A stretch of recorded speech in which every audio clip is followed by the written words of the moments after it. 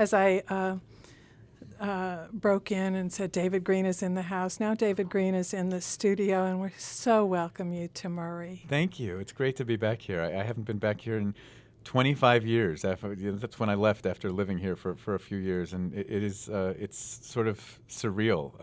I mean, a lot has changed in town, but a lot hasn't. It's just been a wonderful morning, and it's great to reconnect with this community. You're straight from the Dairy Queen. I am. Can you see? Is there blizzard on my face? Is that got milk? Yeah, yeah. This is yeah. I had a foot-long chili dog. Well, it's the only way to and go. And a small blizzard. Only way to go. It's the only way to do it. Now, David, did your relationship, your friendship with Michael Robinson, did that rekindle after you sort of resurfaced as an ex-Murrayan with your coverage of the racers in 2012?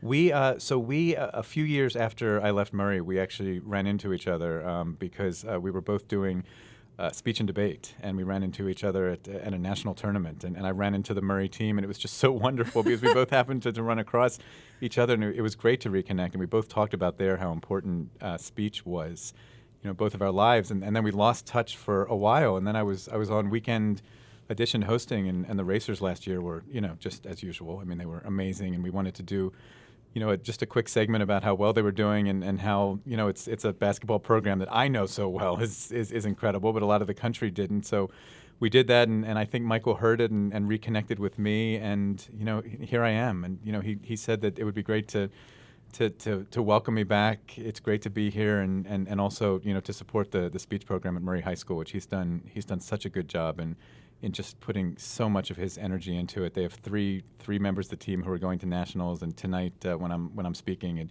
it's an event to see if people are able to offer some financial support to make sure that they can go to nationals in Philadelphia. So I'm just thrilled to help with that. Thrilled to be here at KMS and talking to you, and it's just great to be back in Murray.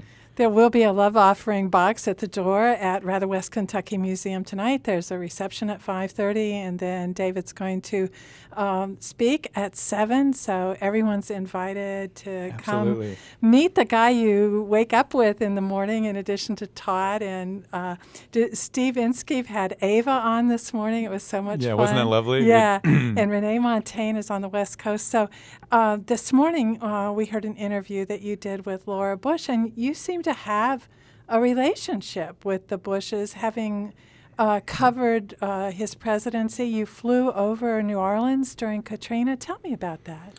Yeah, relationship is, it's absolutely true, but it's a difficult word in journalism because when you cover a person like a president and, a first couple, you're so close to them and you spend so much of your time covering them as a reporter that you do feel like you have a relationship, but it's also so important to keep your distance because you have to be so fair and, you're covering the news. And so it's, it's interesting. It was very nice to reconnect with the First Lady. I did several trips with just her when I was covering the White House. I took a trip across Africa with her to Rwanda and Botswana and South Africa, and I went to the West Coast of the United States with her a few times. So it was nice to sort of reconnect and hear about what she's doing with the museum. And it was humorous to hear about George W. Bush's new hobby, which is painting, and how it came about. She said that he just started to draw on an iPad app and was sending Laura Bush little hellos at night when she was on the road, and he was drawing stick figures, and he was kind of getting into painting and looking for a new hobby. So here's a former president looking for something to do. And she said that they weren't going to be hung in the library until he got better. Until he gets better. Wasn't that interesting? Yeah, I guess that's all we need to know. He needs some more advice for how what to a gut paint. check for a president, Exactly, right? Yeah. Now, I'm jumping back to Murray. Sure. What'd you get into when your mom was, Terry Greene, was Mm-hmm. teaching in the psychology department at Murray State University while That's you were right. here? And I think I've met people who were involved with you in Playhouse in the Park. Is that true? Absolutely. No, I did Playhouse in the Park. Actually, Michael and he pulled up an old picture. The two of us were on the stage crew for a production of On Golden Pond. And then I did some shows, and there was one I remember really, really well. It was a play called The Servant of Two Masters. And I was so lucky. I got one of the lead roles, and it was just an absolute slapstick comedy that involved this little guy who was trying to be the servant to two masters, as the name would suggest, and it was very interactive with the audience. And I just remember it was really a moment when I felt like I had developed confidence to be on stage. And I look back to Playhouse in the Park, and I look back to just my experience in Murray. I really grew. It was a community where you could really feel like you've developed confidence and grow, and the friendships here were really important. But yeah, Playhouse in the Park was great. We're going to go for a visit this afternoon. I can't wait to see it. Now, you also had contact with our present mayor, Bill Wells. Yeah, it's. I'm going to be meeting him in a few minutes, in a little bit. I'm excited to Was reconnect he your with him. principal? This is news to me. If he was he my principal? He might have been. He was the principal in school here, so I Really? wonder if you had to go to his office sometimes. But anyway. Well, it's interesting you say that, because when I visited Murray Middle, I was just talking about how my wife joked that I probably never showed up in the principal's office because she thinks I'm kind of a nerd who never did anything wrong. And I described the one time that I did do something wrong. I left a Murray Middle football game and went to Polly Eyes up the street when it was still downtown and got pizza after a game. And everybody was throwing ice and misbehaving. And I was like, okay, I'm going to throw some ice here. I mean, those guys just threw ice at my table, so I'm going to throw it back. And I, of course, was the kid who got caught and got kicked out of Polly Eyes. And my mom was called, and so it was weird. I kind of felt good that I did something wrong to kind of show everyone that I can do something wrong too. So it wasn't the principal's office. It wasn't a big deal. Yeah, it wasn't huge, but. Well, where did you go after Murray? I know you graduated with great honors from Harvard. What was your path? So I left Murray, and my mom took a job at Franklin and Marshall College in Lancaster, Pennsylvania, teaching psychology. And so I was there through the end of high school. Then went to Harvard, and then went to the Baltimore Sun, which sounds more glamorous than it was, because the job that I got out of college was as a part-time research librarian in the Washington Bureau, which was a glorified term for basically you are running errands, you are doing whatever the correspondents in the Bureau need, you're making coffee, you're answering phones, but it was just a time for me to just. I love breathing in the same air as Washington journalists. And I really, young people who want to go into journalism, I talk about this so often. It's like, don't go too fast. It's like this is a craft where so much of it is learning about people who, have done it and who are veterans, who've been doing it for a long, long, long time. It's like when you're young, just take a breath, take any opportunity that you have and make the best of it and do what's asked of you and, be ambitious and find times to write or go on the air. But take whatever opportunity you get and make the best of it. We were so happy when you joined Morning Edition. I mean, I think the whole nation was happy. That's kind of you. You've added a warmth to the program that is, I think, very welcoming. How did you get to NPR? What was the beginning of your NPR career? I just kept stopping by the building and begging for interviews, like whenever I could. No, I was covering the White House for the Baltimore Sun and got to know Don Gagné, who's a familiar voice for NPR listeners. He was covering the White House for NPR while I was covering for the Baltimore Sun. And I just started, I loved listening every single day. And I had always sort of had public radio in the back of my mind. My wife actually found an old college application which said, what would your dream job be in 10 years? And it said working in public radio. So it was always there. And I just had been talking to Don and kind of just bugging him when we were on presidential trips, just saying, Don, how do I get a job at NPR? Like, is it possible? Can a print reporter make the jump? And he would just say, David, it is possible. I'll let you know. And he's a dear friend of mine. And then a second White House job opened, and I applied and got there, and honestly, the transition from print to radio, I owe it to Don. We were in this office, this tiny little booth in the basement of the White House together, and covering the White House is crazy. You're busy. There was no reason that Don needed to take time out of his life to teach me radio, but he just did, and I was just so lucky to have a mentor like that. And from the very beginning, I mean, he taught me how. He believes that a radio piece is sort of like a movie, and you want to have, it's an opening scene. Even if it's just a quick story about what's happening at the White House, it's like a movie. Tell listeners how the scene opens, and tell a story. And he taught me that when you're on the air, Don has these famously big eyebrows, which he uses to kind of gesture. Like if he's sort of curious about something or skeptical, he uses his eyebrows when he's saying it. He said, David, I use my eyebrows. No one can see it. We're behind a microphone, but you can hear it.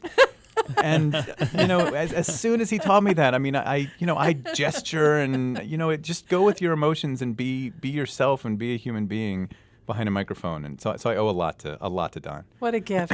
Now, you've covered events in Russia, in Libya. What of those international experiences is most intense in your memory? Libya was very intense. Libya, I was in Tripoli during the NATO bombing campaign, and it was, Libya was sort of two theaters. In the eastern part of the country near Benghazi that we've heard so much about, I had colleagues there, and there were a lot of journalists there. It was much more physically dangerous. You could be caught in the crossfire. There were journalists who died in that part of the country. It was just awful. Tripoli was much more psychologically oppressive because, the Gaddafi regime was still in control, and anyone you interviewed, you just had no idea what would happen to them. And it was just this awful feeling. You'd interview people on the streets of Tripoli, and they would say that, give the smallest hint that they disagreed with the Gaddafi regime and wanted him out, and you would just sort of see eyes on the streets, watching you and listening to what was saying. It was just terrible, and we were stuck in a hotel, only allowed to leave with government minders taking us out, and it was tough. And I guess the other event that sticks with me, there was an ethnic conflict on the border of the southern border of Kyrgyzstan and Uzbekistan, and there are a lot of ethnic Uzbeks and ethnic Kyrgyz who live in this section of Kyrgyzstan. And the reason that they sort of live together is, a lot of scholars believe, is because Joseph Stalin redrew the borders of Central Asia to kind of foment chaos. So countries these places would always have to turn to Moscow for help. It was the paternal, Soviet way of thinking. And the fact that lives on today, that Stalin's legacy in some ways Chechnya. Chechnya is another example, but that was just a tragic ethnic conflict that you can kind of tie to Stalin's days, and Kyrgyzstan had to turn to Moscow again now in our time, for help. It just shows you that so much of history is all sort of wrapped together, and it was just really it was deadly, and it was awful. Well, I'm glad you made it through those coverage times safely. I'm curious to know what you're going to be talking about tonight at 7 at Rather West Kentucky Museum.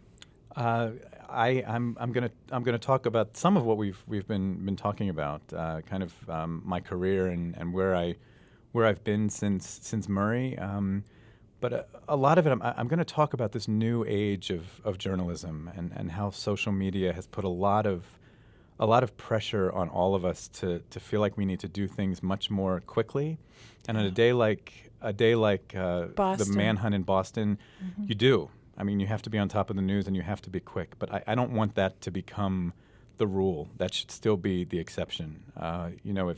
If we move too quickly, if we feel too pressured to do things fast and to take shortcuts, we're going to lose a lot of what we do best. And that's focusing on people. It's focusing on stories. And so I'm going to talk about 3 women who I've interviewed in the course of covering politics and how they really taught me the importance of taking a breath and slowing down and listening sometimes, because I think that lesson is more important today in our profession than it ever has been. Well, I have to tell you, I've barely breathed while you've been here because it's really exciting to have David Greene of Morning Edition in Studio A with Chad Lampe and Jeremy McKeel shooting for Roundabout. I hope everybody comes and meets you at 5:30 at the reception. Very excited for that. And then listens at 7. It's all at Rather West Kentucky Museum, and we're just tickled you're here. I'm really honored to be here. Thanks for having me, and I'm really looking forward to tonight. Once again, David Greene is here to help raise a little money for the Murray Speech Team. Absolutely. Coached by Michael Robinson, who's in Studio B, and we thank you again for coming by. Pleasure. Thanks for having me.